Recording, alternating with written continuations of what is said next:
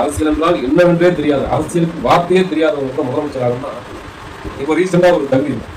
என்ன தகுதினா, குறிப்பா முதல் தகுதி, நீங்க வந்து 2 வைப்பாட்டி வைக்கணும். அதாவது சின்ன வீடு செட்டப் பண்ணும். கிராமத்துல பேசுறவங்க மொழியிலே பேசுறேன், பேச்சு மொழி, அடுக்கு மொழிலாம் கிடையாது. இது ஒரு பேச்சு மொழி, எல்லாத்துக்கும் புரியுற மாதிரி. யாரும் தவறாக நடத்திக்கலாம் கிடையாது. அப்படி இருந்தா தான் இப்போதைக்கு ஒரு நாட்டோட முதலமைச்சர் ஆகணும், நம்ம நாட்டோட மக்களும் நமக்கு ஓட்டு போடுவாங்க. அதன் அடிப்படையில் பார்த்தா நல்ல கல்விக்கு அம்சமா 2 சின்ன வீடுகளை நீங்க வந்து செட்டப் பண்ணுங்க. அந்த சின்ன வீடுக்கு பாக்குறதுக்கு சம்முன்னு இருக்கணும், கும்முன்னு இருக்கணும். குறிப்பா குந்தவை திரிஷா மாதிரியும் நம்ம கீர்த்தி சுரேஷ் மாதிரி அவங்கள மாதிரி தான் சொல்றேன். அதுக்காக அவங்களே நினைச்சிருக்காங்க. அவங்கள மாதிரி நல்லா அழகா அம்சமா சம்முன்னு கும்முன்னு 2 வைப்பாட்டிகள், அதாவது 2 சின்ன வீடு. இன்னொன்று உங்களுக்கு நாகரிகமா சொல்ல போனா திருமணத்தை தாண்டிய உரம் 2 பேர்கிட்ட நீங்க வச்சுக்கிட்டீங்கன்னா உங்களுக்கு சிஎம் ஆக வேண்டிய தகுதி, முதல்வர் ஆக வேண்டிய தகுதி.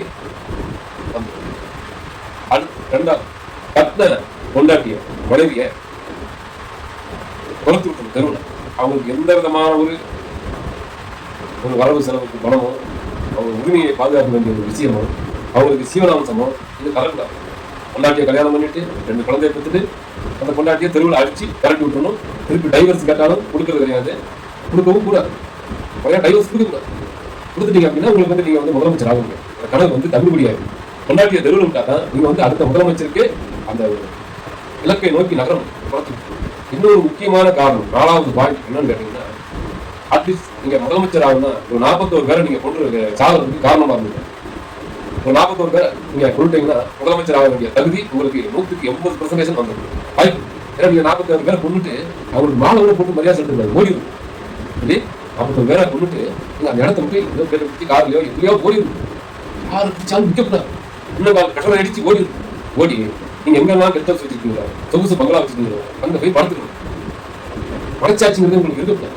41 பேர் செத்துட்டாங்களே ஒரு மனச்சாட்சியே இருக்கக்கூடாது, உருட்டவே இருக்கக்கூடாது. ஒரு மனச்சாட்சியே இல்லாம நீங்க போய் வீட்டுல போய் உட்காந்துக்கணும். 41 பேரை 41 பேரை கொண்டு 41 பேர் கரெக்டா பார்த்துக்கணும். அது கொண்டு எக்ஸ்ட்ரா கூட பரவாயில்ல, அதிகமாக போனாலும் இன்னும் முதலமைச்சர் சீட்டுக்கு உங்களுக்கு வந்து அதிகமாக கிடைக்கும். அதாவது மெஜாரிட்டி அதிகமாக கிடைக்கும். 41 தாண்டி நீங்க கொண்டு வந்தீங்கன்னா உங்களுக்கு மெஜாரிட்டி வந்து அதிகமாக ரொம்ப ரொம்ப அதிகமாக கிடைக்கும். 41 பேரை கொண்டீங்க அப்படின்னா உங்களுக்கு 100 தான் வரும், 50 60 அப்படிதான் வரும். நீங்க 44 45 கொண்டு இருக்கிறதுனாலதான் உங்களுக்கு வந்து சீட்டு வந்து அதிகமாக போகும். 100 108 அந்த மாதிரி போகும், மெஜாரிட்டி வந்து. அந்த மாதிரி ஒரு சம்பவங்கள் செஞ்சால் நீங்கள் முதலமைச்சர் ஆக வேண்டிய தகுதி உங்களுக்கு அதிகமாக இருப்பதாக. அப்போ 5வது ஒரு பாயிண்ட் என்னன்னா, இந்த ஒட்டுமொத்த பலியமும், அதாவது தான் 2 வைப்பாட்டி வைத்ததற்கும், தன் பொண்டாட்டியை தெருவில் விட்டதற்கும், அந்த மனைவியார் விவாகரத்துக்கு என்று கோர்ட்டில் வழக்கு கொடுத்ததற்கும், தான் பெற்ற இழந்த 2 குழந்தைகள் தெருவில் அலைவதற்கும், 41 பேரை கொள்வதற்கு காரணமாக இருந்த 41 பேர் கொள்வதற்கு காரணமாக இருந்த சாவதற்கு காரணமாக இருந்துட்டு ஒரு 2-3 நாள் கழிச்சு ஒரு வீடியோ போட்டு அந்த வீடியோ கூட ஒரு நபர் மேல மொத்தமா தூக்கி போட்டோம். அப்படி அந்த பழிய ஒட்டுமொத்த பழியமும் நீங்க வந்து என் கொண்டாடி குழந்தைங்க தான் காரணம், எனக்கு பிள்ளை குழந்தைங்க தான் காரணம், இருக்கிற எல்லா பழியிலும் ஒரு ஆள் மேல போட்டீங்க அப்படின்னா நீங்க வந்து 100% முதலமைச்சர் ஆகும். முதலமைச்சர் ஆகிறதுக்கு முழு தகுதி. ஸ்டாலின் தமிழ்நாட்டோட முதலமைச்சர், தமிழ்நாட்டில் எந்த மாநிலத்தில் முதலமைச்சரா இப்போதைக்கு இங்க ஆயிரும். உண்மையான ஒரு தகுதி முதலமைச்சர் ஆகும். இந்த வைப்பாட்டிகள் வைக்க வேண்டும், அதாவது சின்ன வீடு வைக்க வேண்டும், பெற்ற கல்யாணம் செய்த மனைவியை வீட்டை விட்டு துரத்த வேண்டும், அவர்களுக்கு சீவனாம்சம் தரக்கூடாது, தரவும் முடியாது என்று திரும்பவும் வந்தால் அவர்களை புரட்சி அடிக்க வேண்டும். கட்டிய மனைவியை, பெற்ற பிள்ளைகளை தெருவில் அலைவிட வேண்டும். அவர்களை படிக்க வச்ச செலவுகளை எல்லாம் அவர்கள் மீது உள்ள கலங்களாக நம்ம பூர்த்தி செஞ்சு அதை எழுதி வச்சுக்கணும். இன்னொன்னு முக்கியமா 41 பேர் 45 பேரோ 50 பேரோ கொண்டுட்டு ஒரு மலர் வளையம் கூட வைத்து அஞ்சலி செலுத்தாமல் திரும்பி பார்க்காம ஊரை விட்டே ஓரணும். இந்த மாதிரி ஓரணிங்க அப்படின்னா இன்னொரு விஷயம் இருக்கு. பெற்ற தாய் தாப்பனை வந்து அனாத ஆலயத்துல சேர்த்துடும். உங்களுக்கு சாப்பாடு போடாம அந்த தாய் தாப்பனை வந்து அனாத இல்லத்திலேயே சேர்த்து விட்டு வந்துடும். இந்த இதெல்லாம் செஞ்சீங்கன்னா நீங்க கண்டிப்பா முதலமைச்சர் ஆகிற தகுதி உங்களுக்கு 100க்கு 100 ஃபாலோ பண்ணுங்க. நான் சொன்ன இதெல்லாம் நீங்க ஃபாலோ பண்ணீங்கன்னா நீங்களும் முதலமைச்சர் ஆகலாம். அரசியல் என்றால் என்னவென்றே தெரியாது, அரசியலுக்கு வார்த்தையே தெரியாதவங்க கூட முதலமைச்சர் ஆகணும்னா இப்போ ரீசெண்டா ஒரு தகுதி. என்ன தகுதினா, குறிப்பா முதல் தகுதி, நீங்க வந்து 2 வைப்பாட்டி வைக்கணும். அதாவது சின்ன வீடு செட்டப் பண்ணும். கிராமத்துல பேசுறவங்க மொழியிலே பேசுறேன், பேச்சு மொழி, அடுக்கு மொழிலாம் கிடையாது. இது ஒரு பேச்சு மொழி, எல்லாத்துக்கும் புரியுற மாதிரி.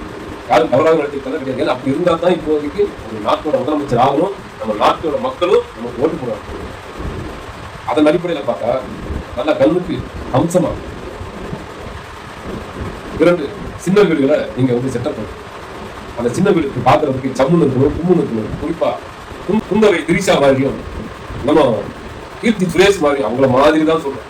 அவங்களே நினைச்சுக்கிறாங்க. அவங்கள மாதிரி நல்லா அழகா அம்சமா சம்முன்னு கும்முன்னு 2 வைப்பாட்டிகள், அதாவது 2 சின்ன வீடு. இன்னொன்று கொஞ்சம் நாகரிகமா சொல்ல போனா திருமணத்தை தாண்டிய உறவு 2 பேர்கிட்ட நீங்க வச்சுக்கிட்டீங்கன்னா உங்களுக்கு சிஎம் ஆக வேண்டிய தகுதி, முதல்வர் ஆக வேண்டிய தகுதி. ரெண்டாவது கட்ட கொண்டாட்டிய மனைவிய குறைத்து விட்டு தெருவில் அவங்களுக்கு எந்த விதமான ஒரு வரவு செலவுக்கு பணமோ, அவங்க உரிமையை பாதுகாக்க வேண்டிய ஒரு விஷயமோ, அவங்களுக்கு சீவனாம்சமோ இது கலக்கூடாது. கொண்டாட்டியை கல்யாணம் பண்ணிட்டு 2 குழந்தைய பெற்றுட்டு அந்த கொண்டாட்டியை தெருவில் அடிச்சு கரட்டி விட்டுணும். திருப்பி டைவர்ஸ் கேட்டாலும் கொடுக்கறது கிடையாது, கொடுக்கவும் கூடாது. டைவர்ஸ் கொடுக்கக்கூடாது.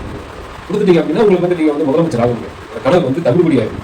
கொண்டாட்டிய தெருவில் விட்டாதான் நீங்க வந்து அடுத்த முதலமைச்சருக்கு அந்த இலக்கை நோக்கி நகரம்.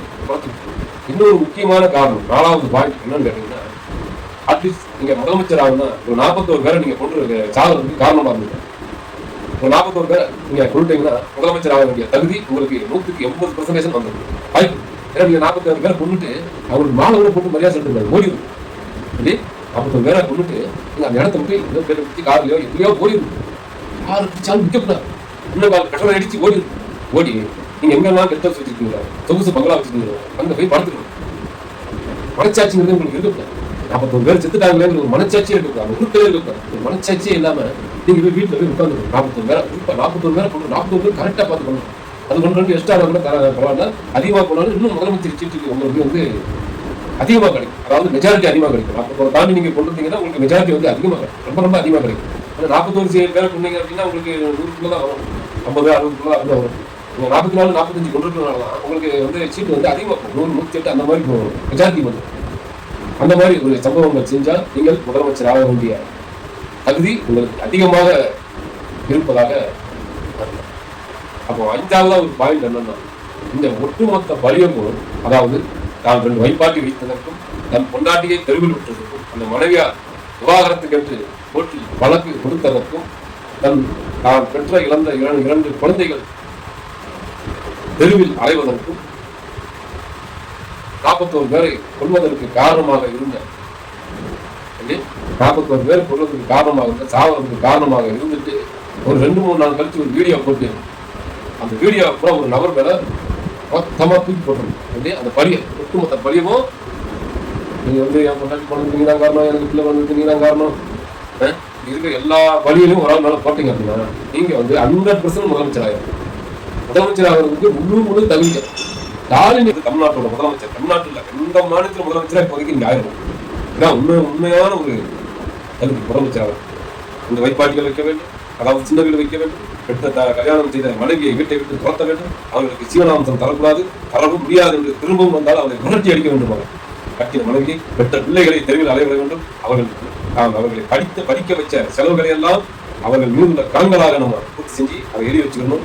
இன்னொன்னு முக்கியமா 41 பேர் 45 பேரோ 50 பேரோ கொண்டுட்டு ஒரு மலர் வளையம் கூட வச்சு அஞ்சலி செலுத்தாமல் திரும்பி பார்க்காம ஊரமுட்டே ஓரணும். இந்த மாதிரி ஓரணிங்க அப்படின்னா இன்னொரு விஷயங்கள் இருக்கு. பெற்ற தாய் தாப்பனை வந்து அனாத ஆலயத்துல சேர்த்துணும்.